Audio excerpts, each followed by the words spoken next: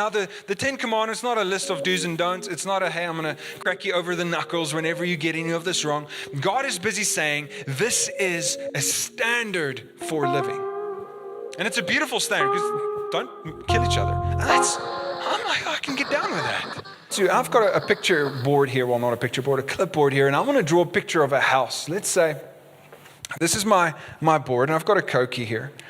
If I wanted to draw a picture of a house, what I wouldn't do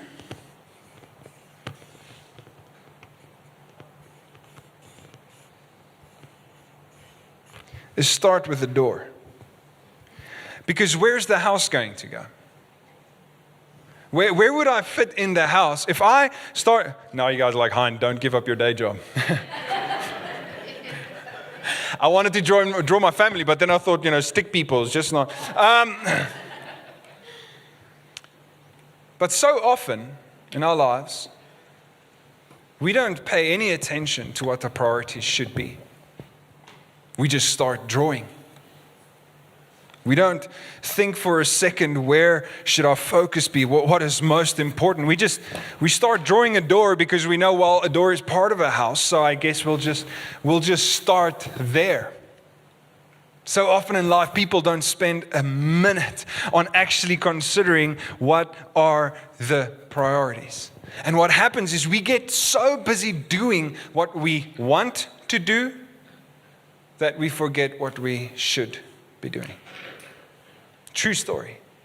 For the next 2 or 3 weeks, I'm going to be talking about priorities. And I'm excited about it because I'm almost more excited about next week because we're sharing a really cool story. But anyway, we struggle to keep the first things first in our lives, especially if we've never considered what should be first. So for the next few weeks, and especially today, I want to talk for a minute on first things first. First things first. And one of the big questions that's going to come out of that is obviously, okay, Hein, what should I be doing? And this is where I quickly want to reference back to this story in the book of Luke, where we see, the fisherman that just gave everything. And in this moment, as I said, Jesus became a pirate. He commandeered a ship. I don't know. I like that Jesus is a pirate. Something in me enjoys that. But anyway, so he commandeered the ship for a while. And then he stayed in the ship and went out to sea with them. You would notice that it never says he got out. Is that Peter fell to his knees by the feet of Jesus before they got back to land. So then Jesus went out there and they caught way too many fish. Now listen, this is a big payday. Can I just say? He's a fisherman. What he does is he sells fish. And here comes this massive, massive payday, 2 ships full. He's probably thinking, I'm going to Bahamas for a nice holiday. This is a proper bonus, guys. This is where we're at. And then what we see in the end of this story is that Peter turns to Jesus and he says, go away from me. I'm a sinful man. And Jesus said, no, not a chance. From now on, you're going to be fishers of men. So what Jesus did is he left everything, and follow Jesus.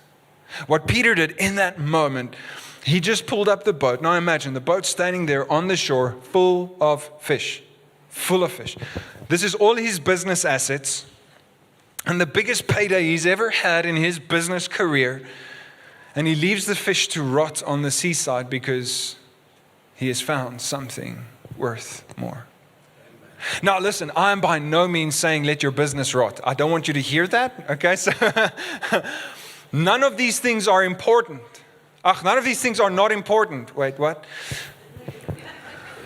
Let me rephrase that. We can edit that out. We won't really. I'm not saying that these things are evil.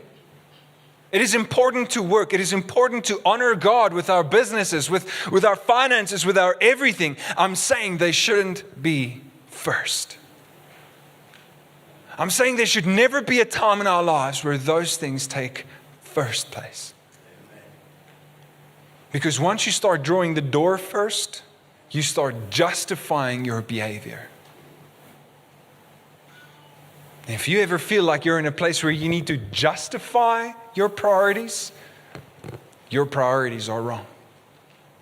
So Jesus says it so clearly in Mark chapter 8:36. He just says it so smoothly. He says, what good is it for someone to gain the whole world and yet forfeit his soul?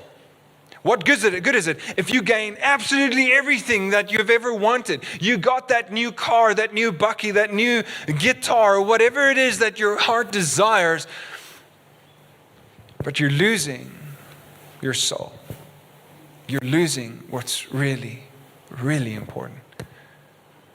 And this is the reason why priorities are so important, because today is just about priority number one. And like Peter, our first priority is God. It is God. Our first priority should always be God. In fact, one of the most clear statements that I could possibly say in this, sorry about that, is in the book of Exodus, chapter 20, verses 1 to 4. God is now going to give the 10 commandments that we all know so well. And the first of the commandments, God starts speaking. He says, then God gave the people all these instructions. And the first thing he says is, I am the Lord your God, who rescued you from the land of Egypt, the place of your slavery. And then he says, you must not have any other God but me. You must not make for yourself an idol or of any kind, or an image of anything in the heavens or on the earth or in the sea. I'm first. You should not be doing anything or putting anything in the place that is reserved for me. So the first of the two commandments, God is busy speaking, and he's starting to lay out this new standard of living. Now the 10 commandments, not a list of do's and don'ts. It's not a, hey, I'm going to crack you over the knuckles whenever you get any of this wrong. God is busy saying, this is a standard for living. And it's a beautiful standard, because don't kill each other. I'm like, I can get down with that, you know? It seems simple enough to follow. And in this instructions God gives, he starts by saying, only I come first. You should not make for yourself an idol or put an image of anything before me. And see, that anything includes more than a wooden statue you might whittle on your free time. Nothing should take the place of God in our lives. And this is so beautiful, because this standard that God was busy giving was basically the secret to a blessed life. I don't know if you know this, but living this standard is pretty much God saying, hey, if you want to be successful in life, start here. Put these things in place, and let me tell you something, it's going to go well with you. And if you're wondering where I'm getting that, Joshua 1 verse 7 says, be careful to obey all the law my servant Moses gave you. Do not turn from it to the right or to the left, that you may be successful wherever you go. If you stick to the law of Moses, to these principles, there is a promise of success in your life. Doesn't that sound good? A promise of success. And the first step to gaining this success is to prioritize God.